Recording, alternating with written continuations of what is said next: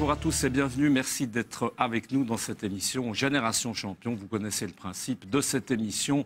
Un sportif ou une sportive actuelle ou ancienne avec à ses côtés un jeune espoir en devenir. Et puis bien évidemment, pour garnir l'émission, quelques invités prestigieux. Alors on a la chance aujourd'hui, et c'est la première fois dans cette émission, de recevoir deux jeunes femmes dans un sport de combat qui plus est, l'escrime, avec à mes côtés Sophie Lamont. Bonjour Sophie. Bonjour. Merci beaucoup d'être avec nous. À côté de vous, la jeune espoir en devenir, c'est Pauline Brunner. Bonjour Pauline, bienvenue. On va peut-être commencer, mesdemoiselles, mesdames, à vous présenter. Sophie Lamont se rappelle bien de vous. Vous êtes valaisanne, vous êtes aujourd'hui manager sportif de Swiss Fencing, c'est-à-dire la fédération évidemment suisse d'escrime. À 15 ans, on s'en rappelle bien, en tout cas moi, vous avez été médaille d'argent par équipe aux Jeux de Sydney. Vous êtes du reste à cet effet la plus jeune médaillée encore aujourd'hui dans cette discipline. Ça n'est pas rien, on va en parler bien sûr tout à l'heure. Et puis vous avez également été championne du monde des moins de 20 ans en 2004. Et puis vous avez également participé aux Jeux de Pékin. Vous avez arrêté votre carrière, on s'en rappelle aussi parce que vous étiez sur ce plateau. C'était en 2000 avec une opération de la hanche, en 2011 même. 2010, j'ai arrêté exactement. En 2010, pardon, je vais un tout petit peu trop vite. Donc avec une opération de la hanche. On va passer à Pauline Brunner. Un joli palmarès déjà. Pauline, vous êtes de La Chaux-de-Fonds, vous avez 20 ans. Vous êtes championne des moins de 20 ans, championne junior du reste, en 2014, championne donc d'Europe, 40e aujourd'hui mondiale sur la liste officielle. On peut peut-être comparer ça du reste à la liste de la WTA chez les femmes.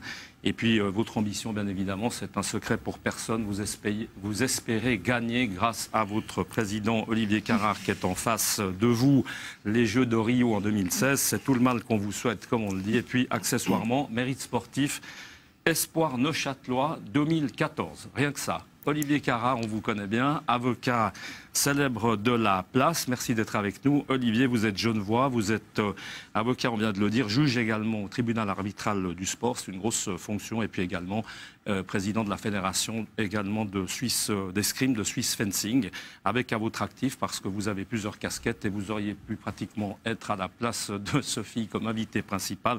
Un beau titre de champion d'Europe individuel, c'était en 1982, c'est un peu votre année, avec à côté de ça un titre de vice-champion du monde par équipe, c'était à Los Angeles, ça c'est plutôt pour les Jeux Olympiques. Alors le titre de champion d'Europe, là aussi, vous êtes le seul encore à l'heure actuelle à avoir ce titre chez les Suisses, et là non plus ça n'est pas rien quand on connaît le niveau de l'escrime en Suisse. Paul Muller à côté de vous, bienvenue, vous êtes président de la Société d'escrime de Genève, également président de Genève Tourisme, et puis vous dirigez également une chaîne hôtelière. Et puis en face de vous, Boris Drahusac. Boris Drahusac, vous êtes directeur de l'enseignement à Florimont, président du club d'escrime également de cette école. Et puis là aussi, on a envie de dire accessoirement maître d'armes, et puis encore tireur à vos heures perdues, mais plutôt cette fois-ci chez les vétérans. Voilà, c'est une présentation qui a à peu près mangé la moitié de l'émission, mais on est obligé de présenter correctement les gens qui sont autour de cette table. Alors d'abord, c'est vrai qu'on peut s'étonner, Sophie Lamont, on dit, et c'est vrai que je l'ai revu en préparant cette émission, l'escrime, on n'y pense pas forcément, c'est un sport de combat. Est-ce que c'est justement le côté un peu combat, le côté agressivité peut-être? Est-ce que vous auriez pu pratiquer un autre sport de combat ou c'était l'escrime? Bon, pour ma part, j'ai été baignée vraiment dans ce milieu depuis toute jeune, donc je ne voyais pas tellement d'autres alternatives qui m'attiraient de la façon voilà, dont j'ai pu apprécier l'escrime. C'est vrai que l'aspect compétition au sport de combat, c'est quelque chose qui m'a tout de suite plu. Et je pense que Pauline partage aussi tout à fait cet état d'esprit aussi, qui caractérise vraiment notre discipline, qui nous permet aussi de nous transcender, je dirais aussi, avec le masque qu'on met. S'extérioriser un petit peu. Voilà, et puis voilà, pouvoir s'exprimer en fait d'une façon peut-être différente que dans la vie de tous les jours quand on est sur une piste d'escrime. Pauline, vous n'avez pas l'air, mais il semblerait que vous êtes même assez agressive, assez, crocheuse, teigneuse, comme ça, dans ce que vous faites. Qu'est-ce qui vous a plu dans l'escrime? C'est justement ce côté un peu agressivité, un peu combat? Oui, c'est sûr que ça m'a plu. À l'origine, je voulais faire un sport de combat, et habitant à côté de la salle, c'est décidé d'être l'escrime, et c'est vraiment un sport J'adore. Olivier, vous aussi, pendant qu'on y est, on fait le dernier tour avec vous. Sport de combat, vous aussi, quand on vous voit, vous avez l'air tellement calme, pas un brin d'agressivité, on se connaît depuis longtemps. Ça, c'est aussi un peu le côté qui vous a plu dans ce sport, quand vous étiez évidemment plus jeune et que vous avez commencé. Oui, mais vous verrez, si vous regardez des compétitions d'escrime, les gens sont très différents dans leur comportement sur une piste et en dehors de la piste. Il y a souvent deux facettes dans la personnalité des gens. Moi, le combat, oui, c'est ce qui m'a beaucoup plu, mais aussi énormément dans l'escrime, le combat mental. Il y a un combat mental qui est poussé souvent à l'extrême, avec des parties de poker qui se jouent à quelques secondes, à quelques gestes. Et c'est un des côtés de l'escrime qui m'a beaucoup plu. On continue avec vous, peut-être on profite. Vous êtes président de Swiss Fencing, ça veut dire, Olivier, on le sait, plusieurs armes, des armes blanches. On a l'épée, on a le fleuret, on a le sabre. Est-ce que automatiquement vous présidez l'ensemble de ces trois armes? Ah oui, Swiss Fencing, c'est une fédération qui regroupe les trois armes, bien évidemment. La Suisse, par contre, a une tradition qui est la tradition de l'épée. La plupart des clubs sont organisés, orientés vers l'épée. Et les résultats que l'on voit au fil des 20 ou 30 dernières années sont des résultats qui ont été réalisés par les épéistes. Les médailles olympiques, les 8 médailles olympiques de la Suisse aux Jeux olympiques, c'est les épéistes qui les ont réalisées. Mais les trois armes existent en Suisse et il y a certains clubs qui pratiquent le fleuret, certains clubs qui pratiquent le sabre. Boris Dreyfus, on a dit, vous êtes maître d'armes également, président d'un club, du club de Florimont. Chez vous, on pratique justement ces trois armes ou c'est plutôt l'épée là aussi? Non, on pratique les trois armes et principalement l'épée, mais on va pratiquer éventuellement le sabre ou le fleuret parce qu'on va avoir des adultes qui ont envie de redécouvrir l'escrime, qui en ont fait il y a 10 ans, qui ont plutôt travaillé le fleuret ou le sabre, mais c'est très très peu. La très grande majorité de nos élèves adultes ou jeunes font de l'épée. La même chose, Paul Muller, dans votre club d'escrime de Genève? La salle d'escrime de Genève, c'est exclusivement de l'épée, mais avec 250 à 300 inscrits par année, ce qui fait que c'est un des plus grands clubs de Suisse. Sophie, pour vous, le choix, il a été automatique l'épée, il n'y a pas eu d'hésitation? Alors moi, je fais partie en fait presque d'une des premières générations, en tout cas de filles à avoir commencé directement avec l'épée. Souvent dans la formation d'un jeune escrimeur, il commençait par le fleuret pour ensuite s'orienter ou choisir l'épée ou le sabre ou alors rester au fleuret. Et vraiment, les personnes un petit peu de ma génération, on a eu cette opportunité de commencer tout de suite à l'épée. Moi, j'ai commencé l'épée parce que dans le club dans lequel j'étais, c'était l'arme qu'on pratiquait. Et je pense que j'ai pu aussi acquérir mes bases et mon apprentissage de l'escrime directement avec l'épée. Pauline, à vous peut-être de nous expliquer, j'aurais peut-être dû commencer du reste par là, la différence tout simplement, parce que là on s'adresse un petit peu aux novices, dont je fais presque partie. La différence entre le fleuret, l'épée, l'escrime, c'est quoi exactement? Pour l'épée, la différence principale, c'est que l'épée, on peut vraiment toucher sur tout le corps. Il n'y a pas un système de priorité qu'il y a au sabre et au fleuret. Et par exemple, le fleuret, c'est que le tronc qu'on touche, toujours avec la pointe, comme à l'épée. Et au sabre, on peut toucher avec toute la lame, et c'est tout le haut du corps. Sophie Damon, si on en revient un petit peu au début de votre carrière, on commence quand? L'escrime, un peu comme le tennis, comme ça, il y a du mini-tennis, il y a du mini-escrime, ça existe aussi, on commence comment? Tout à fait. Alors les jeunes maintenant, ils peuvent vraiment commencer à partir de 5-6 ans déjà dans les clubs en Suisse. Pour ma part, j'ai commencé l'escrime à 5 ans. Et puis après, j'ai immédiatement accroché, j'ai jamais arrêté. Mais on a l'opportunité avec justement des exercices plutôt ludiques et sympathiques pour les enfants de démarrer très tôt. Pauline, les débuts, c'était aussi à peu près à cette même période? À peine plus tard. Olivier, alors vous n'étiez pas forcément très précoce, vous avez commencé un tout petit peu plus tard, c'est ça? J'ai commencé à 14 ans. Et vous avez fait d'autres choses alors avant? Pourquoi 14 ans? Qu'est-ce qui a fait que? J'ai fait du piano et ça ne me plaisait pas du tout, et j'étais d'une génération... si on aime le combat, le piano, ça reste quand même un tout petit peu différent. C'est une génération à laquelle les parents imposaient une discipline et pas deux à la fois, et donc j'ai été discipliné pendant quelques années pour le piano, et puis ensuite mes parents ont compris que ce n'était pas mon domaine et m'ont autorisé à commencer un sport. Et alors après, évidemment, il y a les études là au milieu. Sophie, vous avez eu l'occasion de poursuivre une scolarité, un aménagement scolaire qui a été adéquat?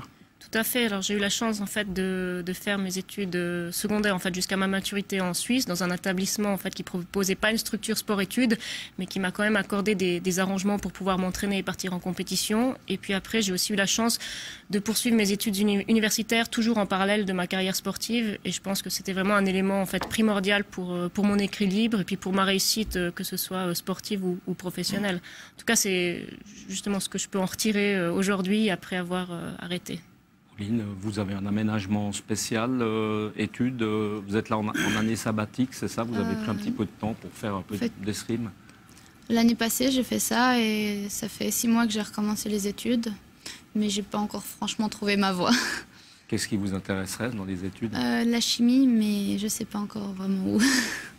Olivier, je me posais la question, c'est vrai que dans ce que vous faites dans l'escrime, il y a beaucoup de gens qui arrivent à faire et l'escrime et des études poussées, des études universitaires, ce qui n'est pas le cas de peut-être tous les sports, beaucoup de sports, à commencer par vous, hein, qui êtes avocat, avec une carrière brillante de champion. Comment est-ce qu'on explique ça? C'est un hasard? C'est un sport dans lequel, effectivement, on retrouve pas mal de jeunes qui font des études en parallèle et qui arrivent à concilier les deux choses jusqu'à un certain point.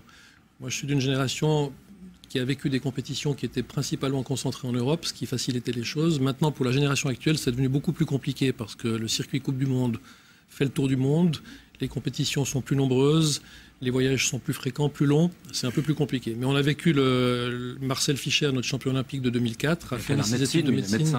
Il est médecin. Il a pu mener en parallèle les deux carrières en 2004, donc c'est encore assez récent. Maintenant, nos deux champions, Heinzer et Kauter, qui sont dans les 10 premiers mondiaux, sont devenus pour l'instant des professionnels. Ils sont militaires et ils mènent une carrière d'escrime actuellement professionnelle. Militaire, on y est venu. Ça veut dire quoi? Ça veut dire un peu style bataillon de Joinville en France? Ça veut dire quoi? Ça veut dire un peu... j'allais dire à l'école russe de l'époque où tout le monde était militaire, hein, les joueurs de hockey et tous les autres, c'est ça? Non, la Suisse a beaucoup évolué. On a maintenant pas mal de soutien d'un certain nombre d'institutions, y compris l'armée. L'armée a mis en place un groupe de sportifs. L'entrée dans ce groupe est très difficile. Il faut atteindre un niveau de performance qui est exceptionnel. Je ne sais pas, Sophie, c'est peut-être mieux combien de personnes sont dans ce groupe, mais moi je l'évalue à une quinzaine de personnes en Suisse. Exactement, ah oui, ça ne fait pas beaucoup. Hein. Et il y a quelques sportifs de différents horizons et ça donne beaucoup de facilité à ces athlètes. L'escrime aujourd'hui, Olivier Carrard, comme évidemment vous faites peut-être le monde entier hein, pour suivre vos athlètes, peut-être pas tout le temps, mais régulièrement. Est-ce qu'aujourd'hui, la période de l'escrime actuelle, c'est une période, vous, comme ancien escrimeur, qui vous fait rêver? Vous voudriez des fois tirer maintenant? Alors, on n'abandonne jamais dans sa tête. On s'endort parfois le soir en faisant certains assauts. Non, certes, le soir, on en fait d'autres. Certainement, mais hein. L'escrime aujourd'hui est différente. On a envie parfois d'un peu plus de variété. Maintenant, elle est devenue beaucoup plus physique, beaucoup plus tactique. Il y a beaucoup On a un peu l'impression, enfin, je sais pas comme ça, hein, c'est un sport finalement, Boris Dreyfus, qui évolue pas tellement. Hein. Enfin, si on regarde, alors certainement peut-être dans quelques finesses comme ça, mais même, je ne sais pas, au niveau matériel, hein, une épée, ça reste une épée, non? Est-ce qu'il y a eu de l'évolution au niveau, si on prend simplement la tenue, hein, si on voit au tennis, on jouait tout en blanc, aujourd'hui on joue un peu n'importe comment. Là, l'escrime, on a vraiment l'impression qu'on est dans une tradition hein, qui est assez pure et dure. Hein. Considérablement évolué. Moi, je me souviens quand j'ai commencé l'escrime à 8 ou 9 ans, on avait des vestes en coton qui étaient extrêmement épaisses, on a maintenant des vestes en Kevlar, des lames maragines. Non, ça a considérablement évolué. Mais il y a aussi un aspect de l'escrime qui n'a pas bougé, qui est intéressant. C'est-à-dire que l'escrime a su garder, si vous voulez, des formes de rigueur ou de tradition qui sont bien utiles aujourd'hui quand on fait travailler des enfants. Je veux dire, la salle d'armes, ça reste un vrai lieu avec ses rites. C'est un sport où on respecte encore très fortement, je trouve, ses enseignants, ses adversaires. On se salue avant, on se salue après. Hein, des maîtres, hein, Et disons, sont je trouve des valeurs humaines. L'escrime est resté compétitive, mais on a conservé quelque chose de très fort dans ce sport que d'autres activités sportives ont perdu. Et je trouve que c'est à l'avantage de l'escrime. Sophie, quand vous voyez de l'escrime de haut niveau aujourd'hui, vous reconnaissez, enfin pour vous, vous dites tiens, je pratiquais pas le même sport, parce que des fois ça peut arriver. Hein, quand on voit des fois des anciennes images comme ça va très vite. On a beaucoup progressé par rapport à... Non, alors au niveau de la compétition, je dirais pas du tout. Moi j'ai arrêté il y a 4 ans. C'est clair qu'il y a une évolution physique, technique qui est constante. Mais je me sens encore en fait très proche de ce que j'ai pratiqué. Bah, aussi parce que j'accompagne en fait encore beaucoup les équipes sur les compétitions. Donc j'ai toujours eu ce contact avec le terrain. Et c'est ce qui me plaît aussi, je dirais maintenant dans ma position actuelle, c'est de pouvoir garder ce lien en fait très proche avec le milieu de la compétition. On a parlé avant un petit peu de l'âge à laquelle on commençait. On parle beaucoup, hein, peut-être, Monsieur Muller, on peut parler peut-être de la venue prochaine de l'escrime dans les écoles. On peut en dire peut-être 2 mots, c'est intéressant, hein, peut-être dans le développement de ce sport. Oui, alors bon, effectivement, je reviens sur les valeurs évoquées précédemment, aujourd'hui, qui sont essentielles dans la société, à commencer par le respect de l'autre. Je crois que c'est des valeurs qui aujourd'hui ont tendance parfois un peu à s'éparpiller. Alors évidemment, dans notre sport, il est inimaginable de ne pas respecter l'adversaire, comme dans le judo par exemple. Et on connaît des exemples où l'adversaire qui ne respecte pas le tireur adverse se trouve suspendu pour 6 mois, ça va très vite. Pour un geste mal placé comme un jet de masque. Dans un énervement. Donc on doit se maîtriser, c'est essentiel. Et c'est un sport de combat, mais avec des valeurs. Et c'est ce qui fait qu'aujourd'hui, ce sport retrouve de plus en plus de place dans notre société. Et on envisage sérieusement dans certaines écoles, effectivement, de le mettre dans le programme. On parle justement de ce respect, mesdemoiselles, lorsqu'on tire comme ça. Est-ce qu'il y a parfois des mauvaises paroles? On ne s'en rend pas forcément compte, tel est comme ça. Est-ce que ça arrive? Non, justement pas. Oui, ça arrive parce qu'on n'est pas maître de toutes ces émotions, mais tous justement ces mauvaises paroles ou ces mauvais gestes vont être sanctionnés lourdement par des arbitres qui sont là, qui sont vraiment aussi, je dirais, attentifs au comportement des adversaires. Donc je pense dans l'éducation qu'on reçoit, dans l'apprentissage de notre discipline, c'est comme on le disait tout à l'heure, ce sont vraiment des notions qui sont fondamentales et que le jeune escrimeur apprend à respecter. Pauline, ça fait partie de ce que vous aimez aussi. On a parlé du côté combat, mais en parallèle, c'est vrai qu'il faut arriver à se maîtriser. Ça, c'est plaisant, c'est bien, c'est ce qui fait partie du sport. J'aime bien justement parce que c'est vraiment ce sport, il nous oblige à avoir un contrôle de soi quasi total. Et ça, j'aime bien. On va parler avec vous, Olivier Carrard, peut-être de la situation de l'escrime en Suisse. On a dit que c'est un sport qui se portait extrêmement bien. J'ai presque envie de dire depuis que vous êtes président. Du reste, hein, c'était en 2004, il se porte presque encore mieux. Comment est-ce qu'on explique justement que finalement l'escrime en Suisse se porte bien depuis des années? C'est le côté peut-être enseignement, comment est-ce qu'on explique? Je pense qu'il y a un certain nombre de facteurs qui expliquent les performances réalisées par l'escrime en Suisse. Les 10 dernières années, c'est celles que j'ai vécues, mais il y a eu des performances avant, des performances exceptionnelles avant aussi. Mais ces 10 dernières années, nous avons réalisé entre 2 et 4 médailles par année dans des événements tels que championnat d'Europe et championnat du monde, entre les moins de 20 ans et les plus de 20 ans. L'escrime se porte bien parce qu'il y a, je dirais, des infrastructures de base qui sont bonnes dans la plupart des villes avec des traditions. Il y a des enseignants dans ces clubs qui sont des enseignants qui sont stables, qui sont là depuis longtemps souvent. On a fait venir des entraîneurs nationaux de tout temps en Suisse, mais ces 10 dernières années, on a eu des entraîneurs, je dirais, d'exception. C'est pour beaucoup en escrime parce que c'est un sport qui reste très technique.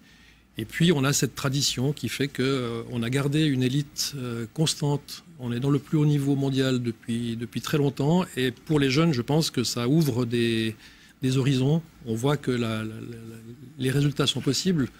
Vous avez dit en plaisantant que Pauline allait être championne olympique à Rio. Ah non, mais il y a on va déjà essayer de la qualifier pour Rio. Ce sera déjà une grande performance. Et puis ensuite, mais en escrime, des choses arrivent assez vite. Elle a gagné les championnats d'Europe cette année des moins de 20 ans.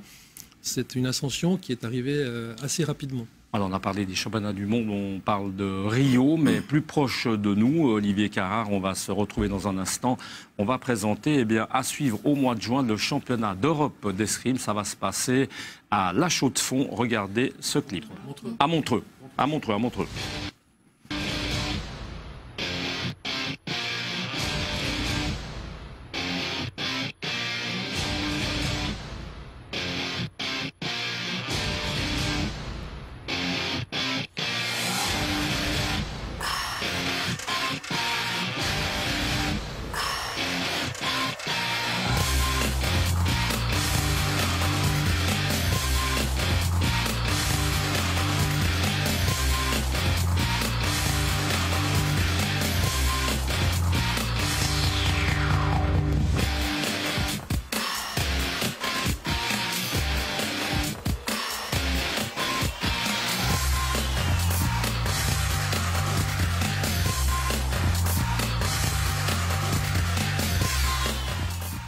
Alors, on va rectifier, vous l'aurez compris, eh bien, c'est un championnat d'Europe qui va se passer à Montreux, et à noter que eh bien, c'était le championnat du monde en 1998 qui se passait à la Chaux-de-Fonds. Alors ça, c'est aussi, là je m'adresse à Sophie Lamont, la manager sportive de Swiss Fencing, c'est des fonctions que vous occupez aujourd'hui, c'est un gros travail, c'est un gros boulot. Alors c'est clair que maintenant la préparation de ces championnats d'Europe mobilise en fait vraiment beaucoup de monde et beaucoup de ressources à la fédération. On est vraiment enthousiasmé par ce projet qui avance bien. On est à 6 mois de l'événement et il y a vraiment beaucoup de choses qui se concrétisent. On espère pouvoir vraiment créer un événement inoubliable pour nos athlètes, d'autant plus les mettre dans des meilleures conditions pour ces championnats puisqu'ils compteront pour la qualification olympique, et puis aussi démontrer, je dirais, notre capacité à organiser un événement de cette ampleur-là. Vous n'êtes pas à votre coup d'essai, on l'a dit, non plus. Pauline, c'est un événement, vous le préparez comment? Moi, j'aime pas trop me préparer à l'avance, donc je viens avec les compètes qui viennent au fil du temps. Vous étiez comme ça un peu une intuitive, un peu une artiste, comme ça. Faut pas que ce soit trop, voilà, pas que ce soit trop prévu. Voilà. Enfin, ça se prépare quand même un peu un championnat d'Europe en Suisse. Bien sûr, oui. C'est un événement qui est assez inoubliable. Comme président, évidemment, qu'on peut que s'en réjouir. C'est quelque chose que vous préparez depuis un bon moment, Olivier. Ah ben, on a recherché cette candidature en 2011. Ce qui nous a permis de bénéficier d'un programme de soutien à l'organisation des grandes manifestations en Suisse, qui nous a apporté des ressources pour préparer nos athlètes ces 4 dernières années, qui nous a apporté des ressources pour l'organisation elle-même. Mais c'est un gros événement, c'est plus de 40 nations qui seront présentes. En termes de budget, Olivier Carrard, ça se passe comment? Parce qu'évidemment que c'est le nerf de la guerre, l'escrime n'étant pas forcément le tennis. Ça va, vous avez pu boucher un peu tous les trous? Le budget est à peu près sous contrôle. On y arrive maintenant. On arrive à une position qui me permet de dormir tranquillement, de ne pas avoir trop de soucis. Il y a encore des efforts à faire, mais on est en bonne voie de boucler un budget qui est de l'ordre de grandeur d'1 million.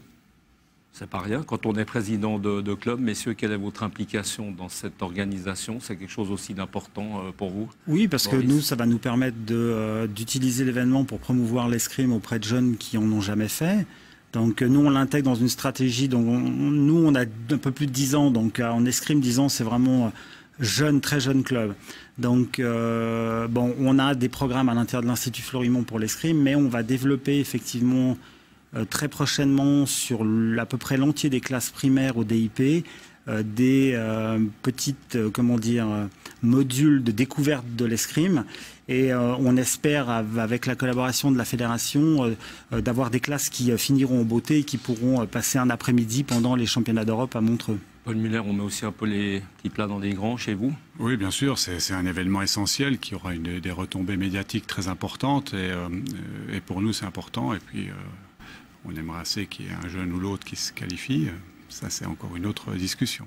Sophie Lamont, si vous aviez un bon conseil, là vous avez à côté de vous une jeune escrimeuse qui commence sa carrière, c'est un peu le principe de cette émission. Si vous aviez un bon conseil à donner à Pauline pour qu'elle ait une belle chance de réussir, allez, on va dire encore mieux sa carrière, ce serait quoi? Un seul, c'est difficile à trouver, non, je pense que... Alors, quelques-uns, on vous laisse une minute, allez, 30 secondes. Non, je pense que il faut vraiment, en fait, poursuivre, je dirais, son entraînement avec rigueur, avec assiduité, garder en tête ses objectifs, savoir pourquoi on travaille, aller en compétition avec une motivation toujours au maximum, et surtout s'investir pour aller en fait vers les objectifs qu'on se fixe. Et rêver toujours aussi un petit peu. C'est important. Alors j'ai mis peut-être la charrue un peu avant les bœufs. Moi je vous ai mis tout de suite sur la plus haute marche Rio. C'est le gros objectif des Jeux. Quand on est escrimeuse, il y a quoi? Il y a les championnats d'Europe, championnats du monde et les Jeux. C'est important. Dans votre esprit, si demain vous deviez avoir une médaille, être sur la plus haute marche, ce serait sur laquelle? Ce serait quoi? Au championnat aux Jeux, par exemple? Oui. Comment ça se prépare, Olivier Carrard, des Jeux? Les Jeux, ça peut arriver très vite. On a l'exemple de Sophie qui, à 15 ans, a participé aux Jeux Olympiques. C'est une ascension qui était fulgurante, qu'on voyait un petit peu venir parce qu'elle avait gagné toutes les compétitions dans sa catégorie d'âge pendant des années. Et puis, il y a des carrières qui se dessinent beaucoup plus lentement. Alors, il ne faut pas avoir de pression pour Pauline. Rio est un objectif certain. Si Rio n'est pas atteint parce qu'il y aura peut-être peu de places qualificatives pour les femmes, elle a 4 ans devant elle. On a des championnats d'Europe, on a des championnats du monde chaque année. Elle a plein d'objectifs intermédiaires sans avoir de pression pour 2016. Mais en escrime, des choses arrivent très lentement et parfois très vite. En termes de la suite, vous qui êtes justement manager dans cette fédération suisse d'escrime, après les championnats d'Europe, à venir, grosses manifestations, gros événements? Alors c'est vrai que pour le moment on est vraiment focalisé sur Montreux. Puis après, en fait, Montreux, ça fait partie, je dirais, de tout l'accompagnement qu'on va mettre en place pour nos athlètes vers Rio. Et puis les Jeux Olympiques, ensuite, ce sera, je dirais, l'événement aussi le plus important pour nous, mais essentiellement pour nos athlètes. Merci beaucoup en tout cas d'avoir participé, Sophie Lamont, à cette émission. On va préciser que vous êtes devenue entre-temps une jolie maman, donc profitez bien, c'est important aussi le rôle de maman, bravo à vous. Pauline Brunner, bonne chance déjà pour ces Jeux.